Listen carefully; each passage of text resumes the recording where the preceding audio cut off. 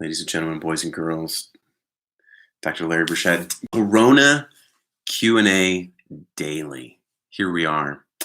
I've been doing several of these. I'm Dr. Larry Burchett. I'm an ER doctor all over California, the medical expert for Fox in San Francisco. I've been doing Q&As on the news and on this Facebook page and on Instagram Live. People have really appreciated having this information from a doctor, so I'm going to do more of it, and I'm going to put them into a podcast that you can access daily. So be sure to look for that. I'll be sharing links of that on Facebook and Instagram. It can be a daily source to kind of help you sort out what's going on with this thing. And that's in addition to the Life Can Change in a Moment podcast, video podcast, which is also on YouTube and where podcasts are watched. So thank you for tuning in. There's a couple things I want to talk about. Number one, I want to talk about New York City and this reported surge in cases, which we've seen coming. This is not a surprise that there's more cases and now more deaths from coronavirus in New York. Okay. It's going to be okay. This is what we thought was going to happen. Other places are delayed. I'm going to talk more about that. And then I brought in some examples of personal protective equipment. I want to kind of teach you a little bit about the differences between a real N95 mask and just a regular mask. This one was made by some folks, some ER folks to, cover these to be more fun for children so they're not as scary. But I want to talk a little bit about the differences in these, why these matter, why they're kind of hospital grade stuff, and why they're important. Let's talk about the New York thing. So when I click over on a lot of the things I've been seeing in the news, which is, let's take a deep breath. A lot of this stuff is very alarmist. One report was about how a hospital had a large freezer where they were starting to put bodies. I mean, part of that is what a morgue is, but they were adjusting this as if it's kind of a mass grave for this thing. One hospital reported 13 deaths in a day in New York. Those of you that have been kind of tuning in for these things and watching know that for the last couple weeks, not just me, a lot of folks have been predicting that the cases in the United States were going to go up inevitably, for sure. And that, unfortunately, along with that, we're going to see a rise in deaths. So this is anticipated. Remember, there's a delay between exposure, maybe 5 days you get symptoms, a week later you get sick, and then after that, depending on age and health and so forth, people can die. And so a couple weeks ago, we kind of saw this wave coming, and now in some parts of the country, it started in Washington, Seattle, Washington. It's really hitting New York hard. Other parts in the country, I work throughout California. Haven't seen it hit that hard in rural California, but it's definitely building in Oakland, San Francisco, Los Angeles. These ERs and ICUs are starting to get fuller with patients that are sick from this, critically ill, and some of them are going to die. So this is what was anticipated. I have not heard reports that people are dying in New York because they don't have beds or ventilators or any shortages. This is, the high 14% whatever death rate in 80-year-old people, critically ill. There are a number of cases also with younger people, 40s, 30s, that get into trouble with respiratory problems. What do we do about this? This is where I hope everybody in the country listens, and we're still at a point where we need to stay home. Do the social distancing. This is real. It's going to be real for the next few weeks. The best thing we can do, wash your hands, avoiding contact. If you're sick, stay home. That is absolutely the best thing you can do. And taking this social distancing stuff for real. That's the number one thing you can do. So New York and some of these big places are getting hit with this first, and I understand the worry and the anxiety, and are we going to end up like Italy? And there's a lot of uncertainty, things that we can't control. On the other hand, I think there's a lot of good news out of this stuff too, meaning hospitals, the hospitals that I work at have spent so much time, so many people, administrators, directors have spent so much time like refining the protocols, doing everything we can do to protect nurses and doctors and respiratory therapists, isolating patients, having these protocols where it defines exactly what symptoms people have and quarantining them appropriately and getting into all of this stuff with testing and treatment. And um, I saw a story that Elon Musk and Tesla produced 1,000 ventilators already. There are also, so I understand the fear stories of New York. We need to take that seriously. We need to do everybody needs to do their part in that. I think you need to anticipate that in the news, you're going to see more cases, you're going to see more deaths, you're going to see more of this amped up fear. You're not going to get as much of the story on, hey, we in the hospital systems, we've been preparing for this for weeks now and doing our best to put contingency plans in play. Starting to get if then scenarios for shortages of doctors. What are we going to do if there's a surge? And let's use an old operating room for a room. Like we're working on this capacity thing. Like we're not just the whole medical thing is people are not just sitting here helpless waiting for it to happen. Nurses, doctors, we're going to the front lines. We're going to be there. We're not going to abandon patients. We're going to do our best with what we've got to take care of people. And in systems, it's going to expand. So this is anticipated. There will be a surge. This is not going to go on for 6 months, 12 months. I don't know how long this is going to last where it's in the thick of it. I saw news the other day that finally Italy's cases were going down in terms of the death. I mean, it was so scary there for a while. They were really struggling. It was hard for doctors. Now that's peaked and gone down. So we're heading into our winter. I think for some places in this country, winter, I've been saying winter is coming and now it's here. And we're going to do our best, So I would advise people really be mindful and conscious of how much of that media you're taking in, especially in places where you may look around and not see that a lot. I mean, the ICU in a Manhattan hospital is not going to be the same as what life looks like in suburban Nebraska, for example. I think you still need to do your part, stay at home, do all that stuff. But continuing to feed with this kind of media, you got to take care of yourself mentally. Stephen, let's talk about this a little bit. Get some. Let me just say hi to some folks that are tuning in. Danelle Adams. Hey, Danelle. Stephen, I'm going to get to your question in a minute. Jack, Rebecca, D'Lo, Arthur. D'Lo is here. I don't know if he's still here, but he was here. Miss Lennemeyer, how are you? Hi, Claire. Hello, Lisa. Brian, I hope your honeymoon was good. I hope you're safe. Hello, cousin. Hi, Angie. Kip, how are you doing? Jennifer, wow, I've got a good crew here. Hey, Nicole, Carmen. Hey, Pauline. Josh, are you on the? Hello, Josh Lynch. Josh Mitchell, are you out there, paramedic, running those front lines? Make sure you're taking care of yourself in that, my man. Hi, Scott Hartley.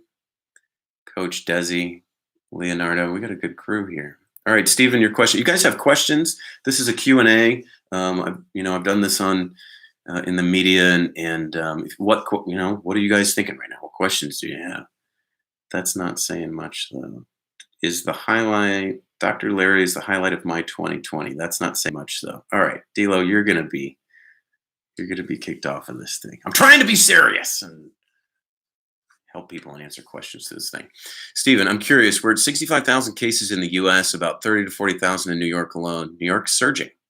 When Italy was at that number, they were going crazy. I don't see that same nightmare scenario in the U.S. yet. Why is that? I don't know. It's there's a lot of differences between the United States and Italy. I don't know is the answer to that question. I'm not going to pretend like I've done a great analysis between the U.S. and Italy in terms of Italy's capacity. A lot of people have talked a lot about how Italy's population was older.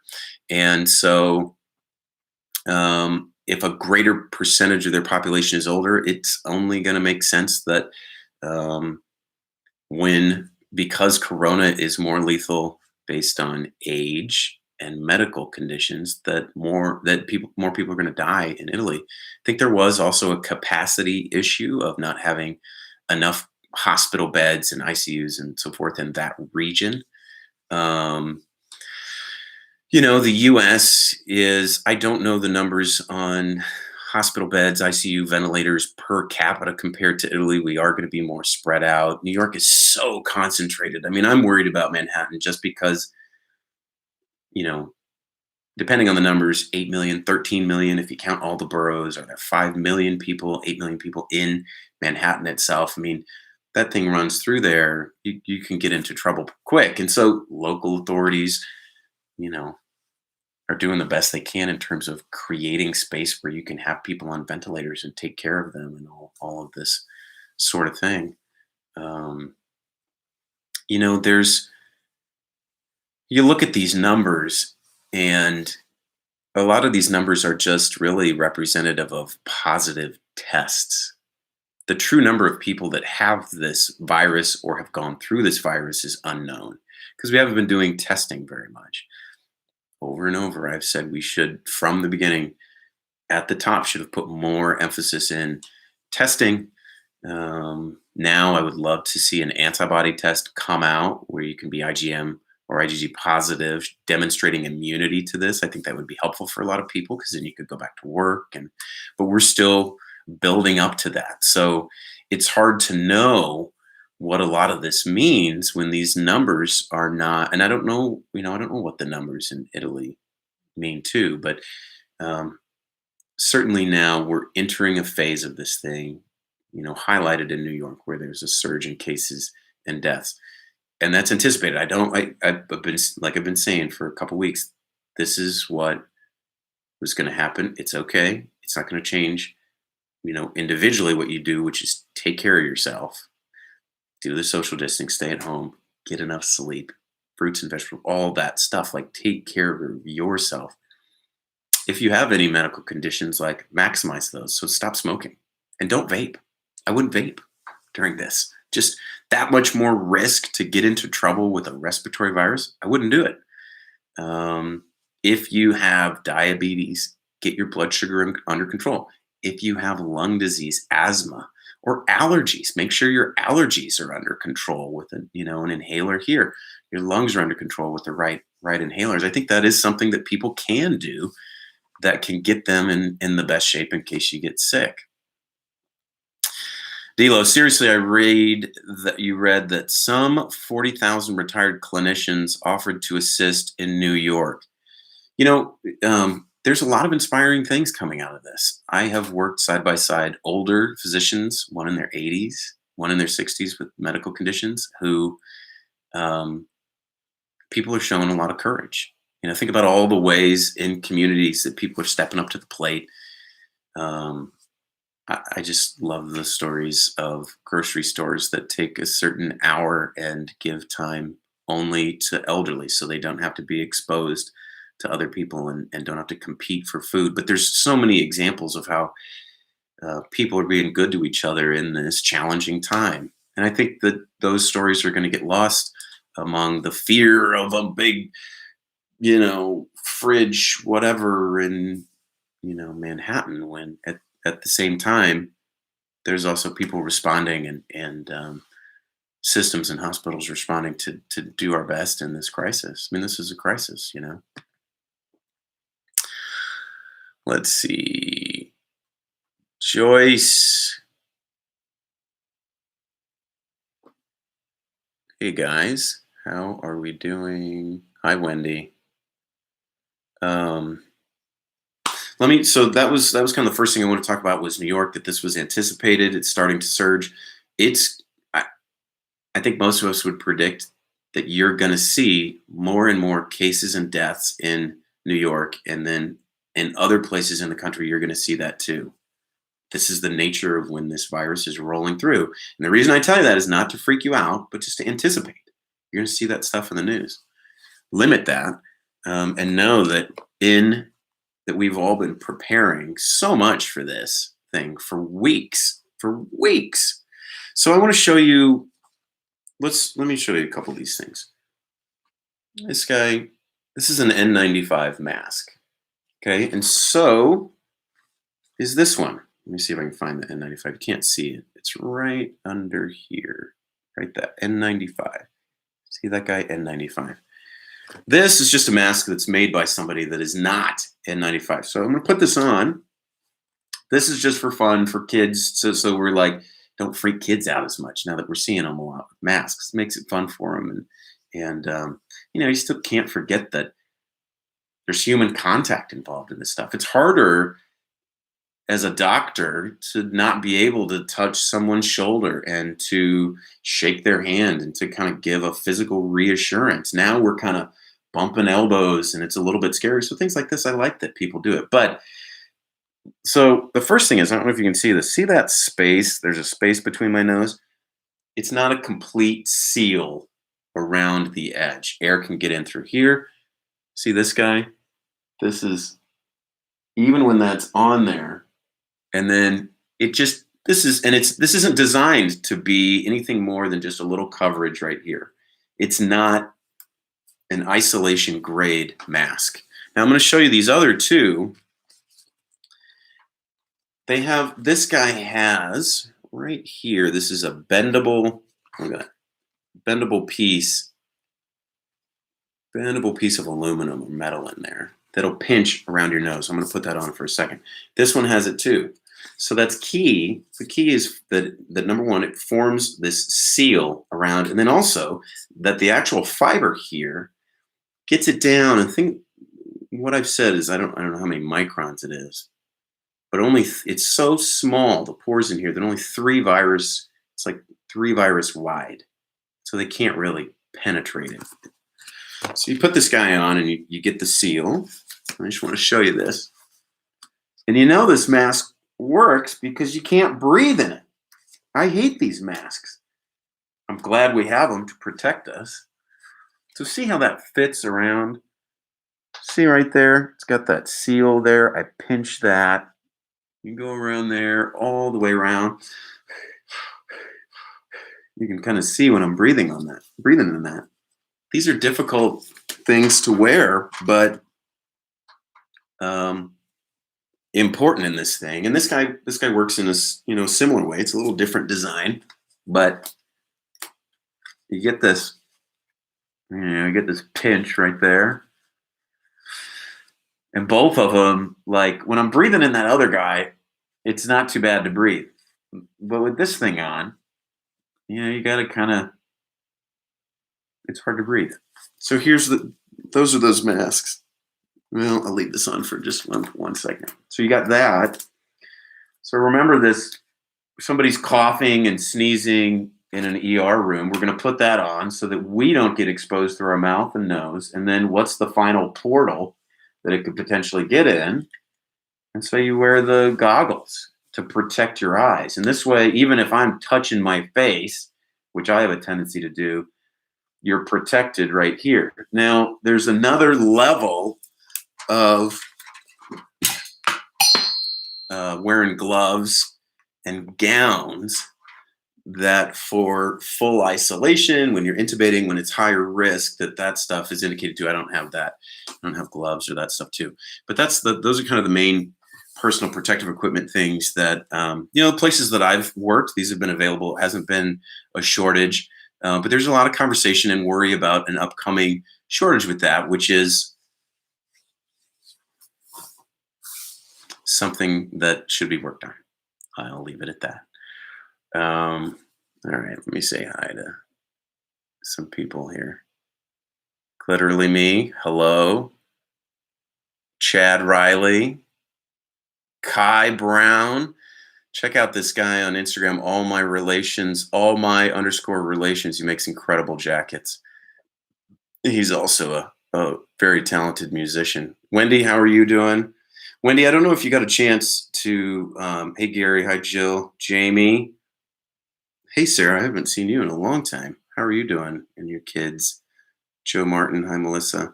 Rebecca May, what are your thoughts on the new symptom of losing taste and or smell? Some say it's now an early tell. Yeah, I heard that. That's kind of interesting, right? So the classic symptoms of this corona thing were thought to be cough and fever, and when you look at the sick people, those are the most frequent symptoms.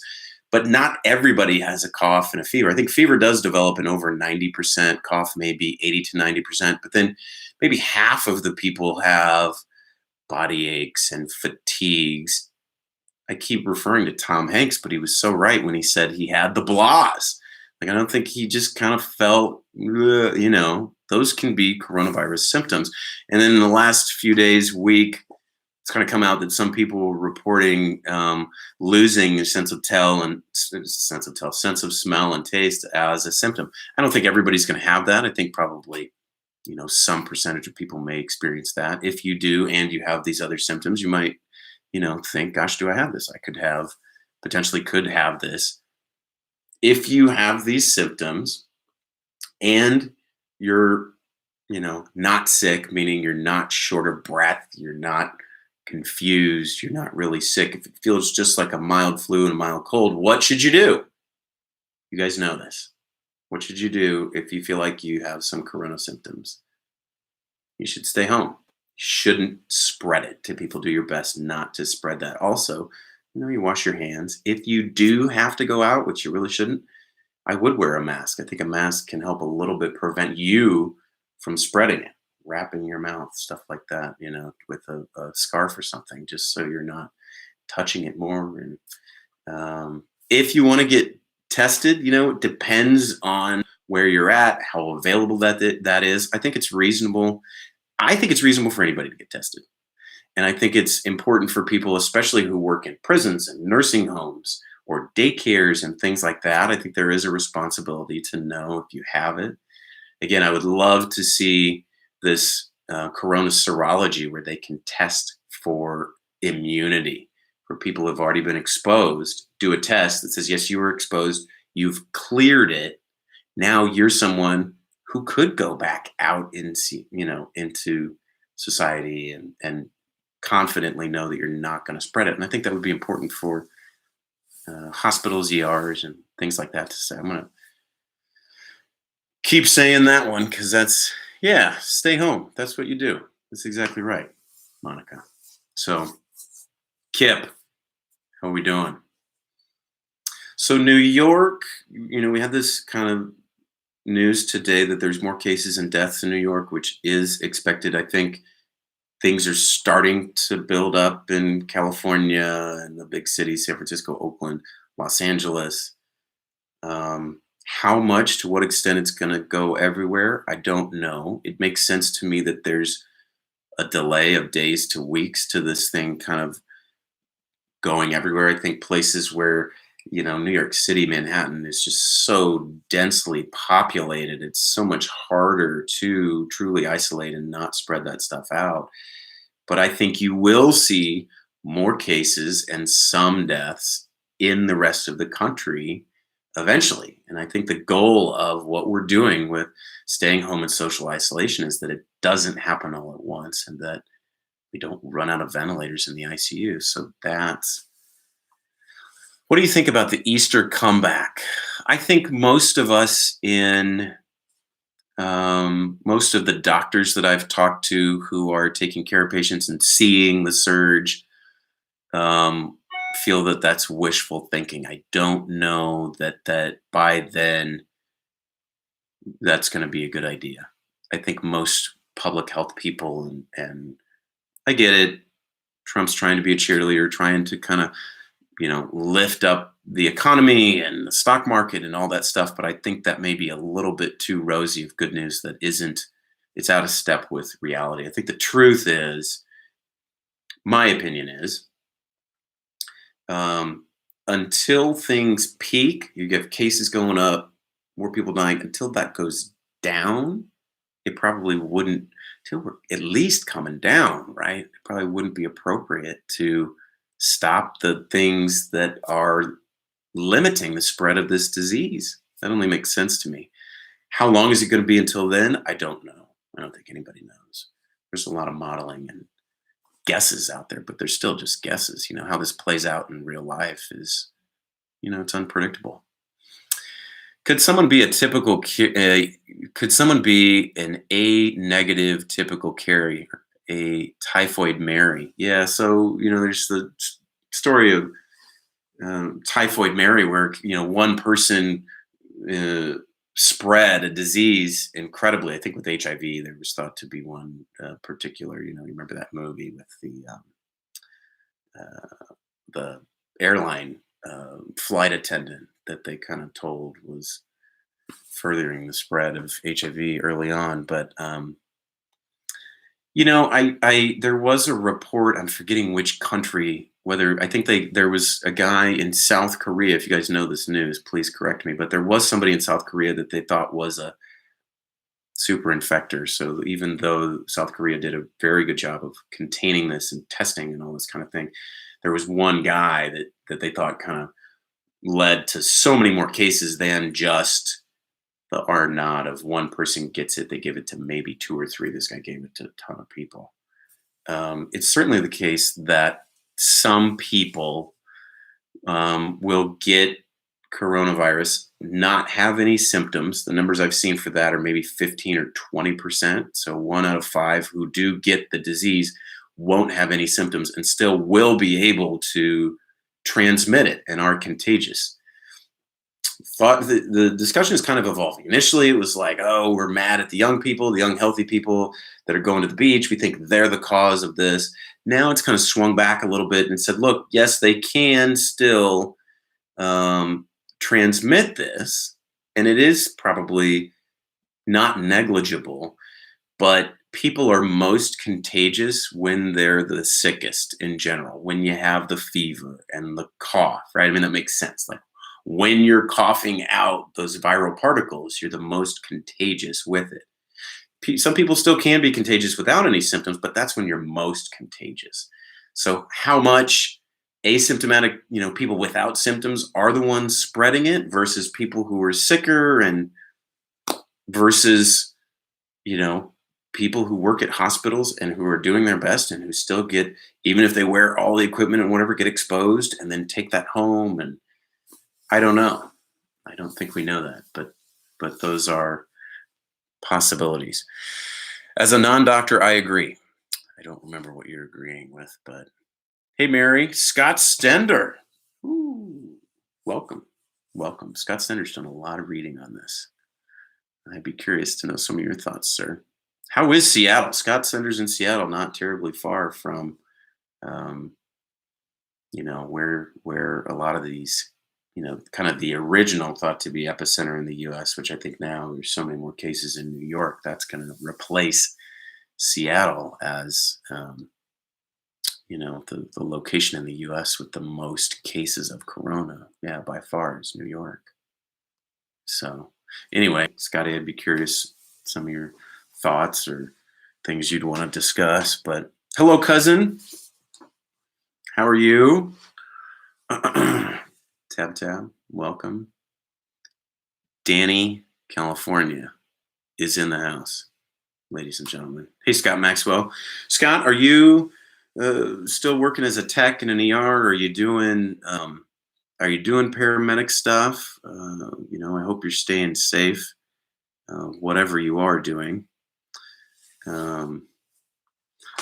So that's kind of where we're at with that stuff. Earlier in this thing, if you missed it, I reviewed some of the differences in N95 masks, kind of how they work, why they're important, versus kind of a normal mask that isn't going to give as much respiratory protection, to prevent the spread of this thing. We talked a lot about the surging cases and deaths in New York, which is, it's been anticipated, and we're going to see more cases and more deaths, and we're still going to stay the course. We're going to take care of people, and everybody's going to do their part. And we did a good, so I want to try to do a mix. I'm putting a new podcast together that's going to include this stuff. That's going to have a mix of Q&A and then expert interviews with mental health. So Susie Zinn and I had a great Skype yesterday where we talked about what you can do in the stress of this time of Corona. Very helpful. I'm going to talk with another ER doctor and public health, old boss of mine that has master's in public health tomorrow. Dr. Jane Janab will be back. She's doing good. She went on a few shifts in North Dakota. So anyway, I'm going to put this podcast together and kind of go back and forth between Q&A, where we're at, and bringing some other people from the front line that have opinions. It's just a different opinion. It's a different way to get media. It's a different way to consume it. I like that it's longer interviews because we can kind of get into things more. The news now is so quick. It's so distractible. It's hard to get a deeper sense of where we're at and what's going on. And I think that there are messages that you're not going to get from the mainstream media that are very important. One of them is we're going to be okay, not to panic in the midst of rising cases and deaths, but to stay the course, to do your part, to take care of yourself. And here's how. Here's how you take care of yourself at home in quarantine in Corona time. You keep a routine, you eat well and exercise and sleep well. You still prioritize social connections and virtual stuff. You try to have fun and laugh. And if you have the time and you're not burdened with now working at home and taking care of the kids at home, which so many are, you try to learn something new. Or for a lot of us, try to figure out, how am I going to make money in this time? It's hard. That's scary. I don't want to diminish that, but it also could be a time to try something new, figure out a new business. There's people that have, needs right now that can be met. So, Kathleen Constance, hello. Let me get to your question in a second, Kathleen. My cousin, appreciate all you do very much. Thank you for always keeping us posted with what's going on. You're welcome. I'm just trying to give my perspective. I work in ERs all throughout California.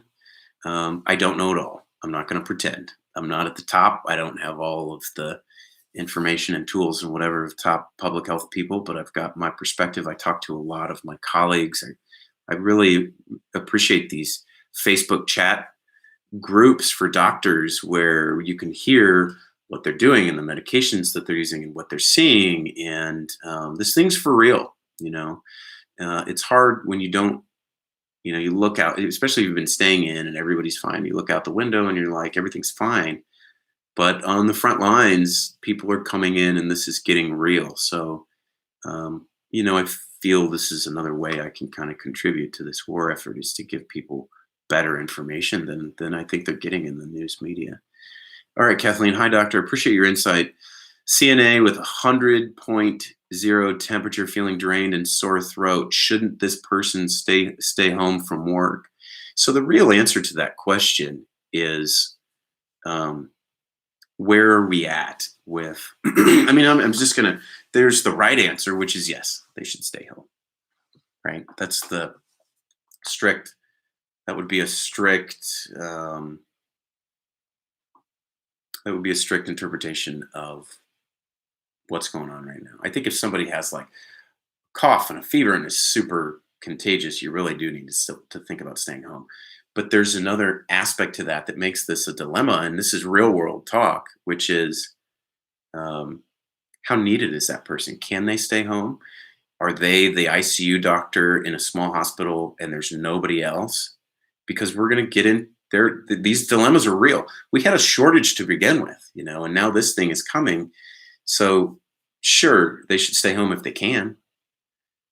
Is that going to be practical? It depends on the place and hearing, hey, we're training dermatologists to be, in case we need them to, manage inpatient stuff. Hey, we're calling old doctors and nurses to suit back up, anticipating a surge. You can look at that and go, oh my God, this is going to get crazy. Or you can be like, hey, we're responding, we're preparing, we're doing what we can. So the reality of that question is, yes, if they can stay home, they should stay home so that they get the best chance to recover and nobody else gets sick. But the reality of that is, if they can't stay home and you still have to work, That may be the situation. Pat Houston, Ryan Hensler, St. Thomas Aquinas. Hi, Rachel. Um, Hey, Erica, what's the latest? We were talking about New York not freaking out because it's been anticipated that there's going to be more cases and deaths. Coach McCormick, exactly what I talk about: how to keep your immune system going without mental stressors. Yep, got to take care of you. Got to take care of yourself and your mental health. Yesterday, I did some wellness and burnout videos around Corona for our doctor group. I've been kind of a part of our wellness and burnout effort for 3 years now. And one of the things that we talked about was, I just lost my train of thought of what I was going to say. Um, oh, we've been talking about taking care of yourself as a doctor and a provider or whatever for years. And like now it really matters. Like now it matters even more in the middle of this stressful time where, not only are we going to probably end up working more shifts and more hours, and there's kind of increased anxiety that we're all dealing with, but you're also up against a virus that could harm doctors and nurses and those folks that are working. So it's even more important to get your rest and to eat well, to get a little bit of exercise, to manage your stress, and to stay in good shape so that if you do get sick, you're in the best shape possible to fight it off, that you have all your resilience about you. So um, it's not that wellness goes out the window. It's like, no, this is when we really need it. And thankfully we've been starting to talk. We've had this conversation, at least in our group, for years about this. And so it's like, yeah, now is when it really matters.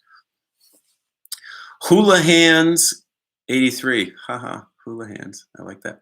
Have any advice for pharmacy workers? I hope you folks are, I mean, it's trying to think of, so a pharmacy worker, you mean like a tech who's doing register stuff with people and then kind of counting pills and putting together medications. I think that would be a little bit removed from frontline stuff, but the same things apply. Wash your hands, take care of yourself, avoiding, as much as possible in what you do, avoiding that contact and stuff. I went and got groceries yesterday, and the gal at the register was very nice, but I just sat there and I was like trying to, give her social distance. She wasn't worried about it, but I was like, gosh, how many people come across her? How many potential exposures does she have in her job? Now, I want you to know this. When you look at Singapore and South Korea, some of these Asian countries, they define close contact as 6 feet. You've probably heard the 6 feet thing, but they define it as close contact for at least 15 minutes. And some of them didn't call it an exposure until it was 15 to 30 minutes of close contact. So a couple minutes of me being 5 feet away, getting my groceries and going, under that understanding of some of these countries that have experienced this and responded well, that doesn't register for them as an exposure. So that kind of made me feel a little bit better and less paranoid about all this stuff all over.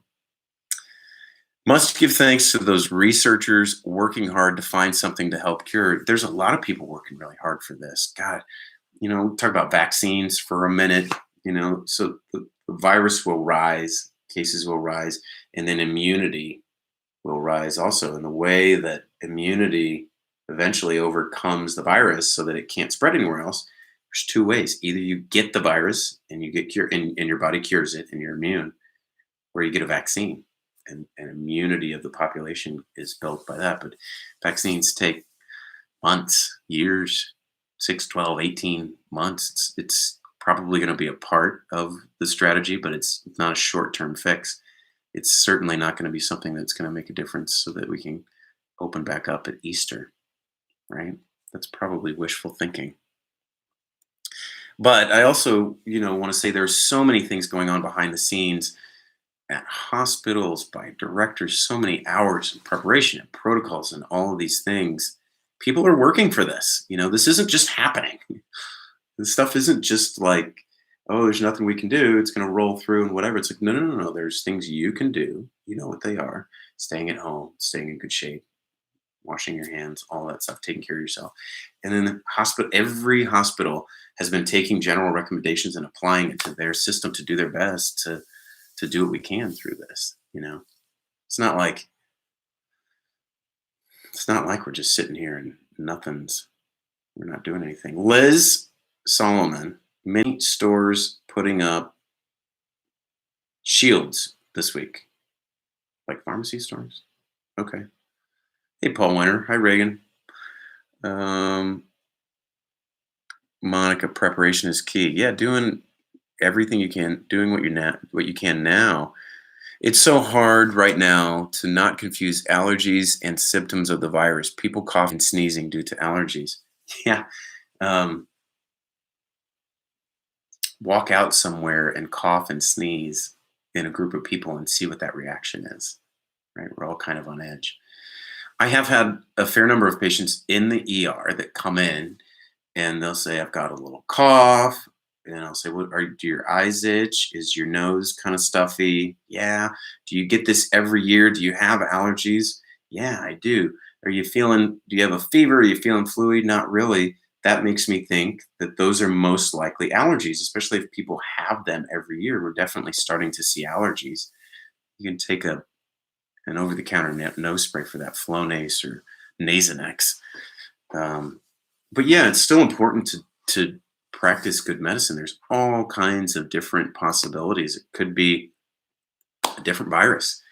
I've seen patients that have valley fever, a fungal infection. No, that's not it. And there are some where we even suspected it was a vaping thing where the corona test was negative. So everything isn't corona now, and the ERs still serve patients with abdominal pain. Abdominal pain and vomiting can be a symptom, but from the other way around, corona isn't the diagnosis or what causes everything, even though it's on your brain and it's in the news and the media. Hi, Shannon O'Dowd.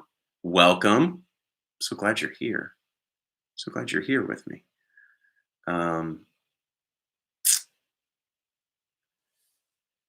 Engelbert Sperano. Hi, doctor. Why do people still underestimate this deadly virus? I think because there's a disconnect I think people underestimate the virus now because there's a disconnect between what they see in their life, which is, oh, my life goes on. I look outside, the sun rises and the sun sets. I don't see, most people yet haven't seen anybody get sick. Like, it's just not their reality. It's hard to trust the mainstream news media because everything gets blown out of proportion. And which party you're trusting and what's coming from CNN or Fox News or whatever, it can be very confusing.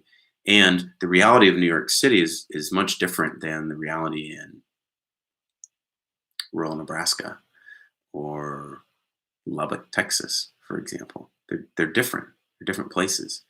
What's going on in Italy is very different from here, although certainly we should be learning from what happened there and using all that to do our best now and to prepare for it. But I think because it doesn't resonate with what people see right in front of them. Right now, I'm in California and it's sunny outside, right? Well, there's snow on the ground in Denver, Colorado. A friend I was talking to, two different realities. It's just not in people's reality. And now there's a lot of stuff that, what was some of this other stuff I saw in the news media about some elderly people who were like, oh, I'm willing to die for the economy. So I think there are these ideas now that, well, we've shut everything down. This doesn't look like it's that bad.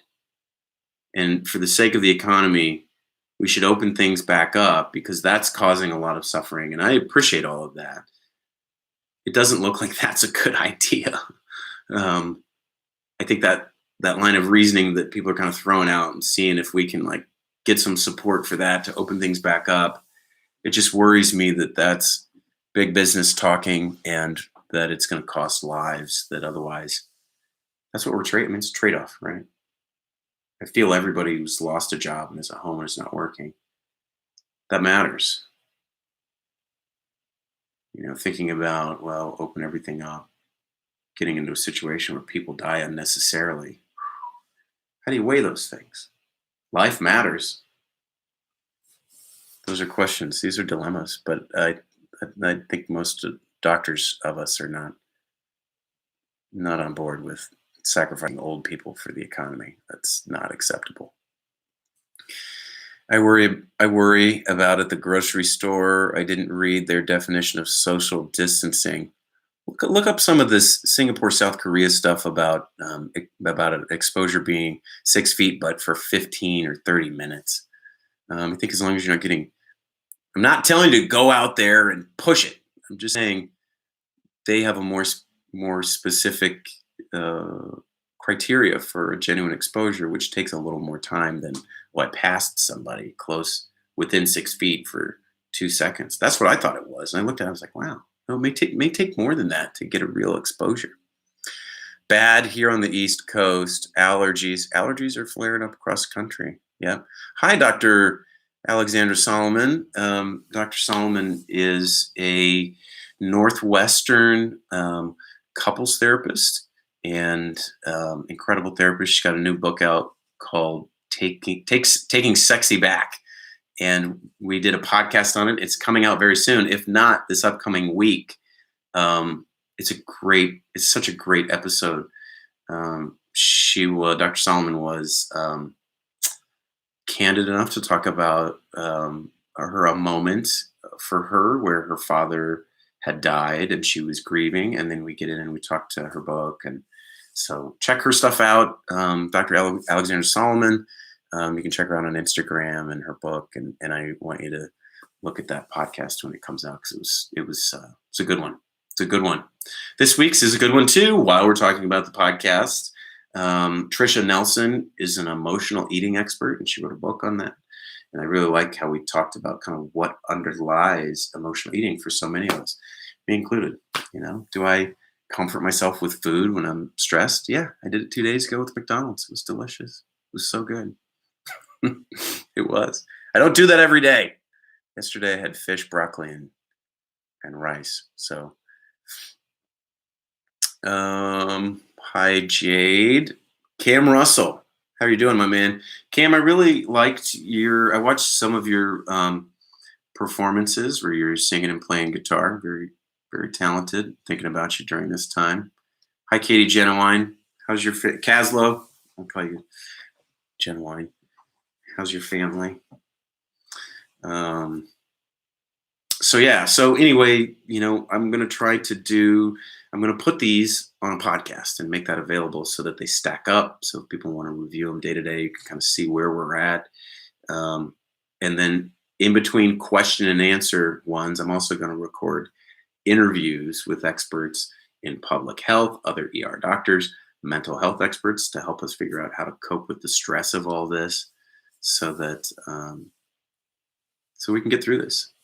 And I want to have Father Steve on so that he can answer the question, is this a plague? Was this coronavirus sent by God like the flood because we were bad or something? I think there still is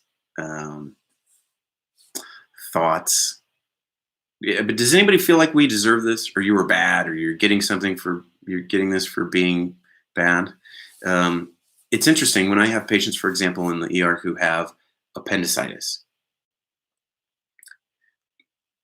It's random. It's not like you ate nuts or you ate something bad or you did something bad or you didn't turn your homework in and God gave you appendicitis. It's just random. Some random things happen and we don't deserve it. It's not instant karma. It just is. It's just randomness. And it's interesting to observe when people get sick, they have this reaction of, did I deserve this? And am I being punished for something? So anyway, I want to have Father Steve on to kind of talk about a bigger, is this the end of the world? Is this the second coming of Jesus? Is this, the religious ideas of, of this kind of mass viral thing? Because these ideas have been, I was a theology minor at Notre Dame. I still like religion and So I'm going to bring that to you in the midst of this and see what he has to offer us. So I'm going to get going in a couple minutes. Do you guys have any? Hey, Rob, how are you doing? Yeah, you're welcome. I'm happy to share what I know and try to be honest about what I don't. Um, if you guys have any other questions or anything else you want to talk about, I want to wrap this one up. Mina, pander, no, but many lessons to be learned from this. We take so many things for granted in life. We need to move more intentional in life. I completely agree with all of that. So true. There are certainly things to learn and to take from this whole thing. Um, it has allowed me to focus on, not really, it's allowed me to focus on improving my life since that's the only thing I have control over. That's a really good point is there's so many things, there's always things that are outside of our control. And right now there's a big one outside of our control, which is what's going to happen with this virus? How long is it going to last? So there's a combination of uncertainty and a big thing that we don't have any control over. So what can you do to feel mentally healthy in that? You focus on what you can control. And I swear to God, making my bed like in the middle of not being able to do so much about Corona and everything around it, making my bed makes me feel better for sure. Like what can you do within your control that does make you feel better in this time? And then the other thing with the uncertainty, how can you give your mind certainty? I'm talking about this with Susie Zinn. This is not my idea. I'm stealing it from Susie Zinn, but we had this conversation yesterday and I'm going to have her back. But so in a time of uncertainty, how can you give your mind certainty? Routine is one, so that you wake up and you make your bed and you eat and you have regular whatever. And so that your mind knows what to anticipate. It can kind of rely on that for security. So what other things can you do to give yourself that certainty and that sense of control?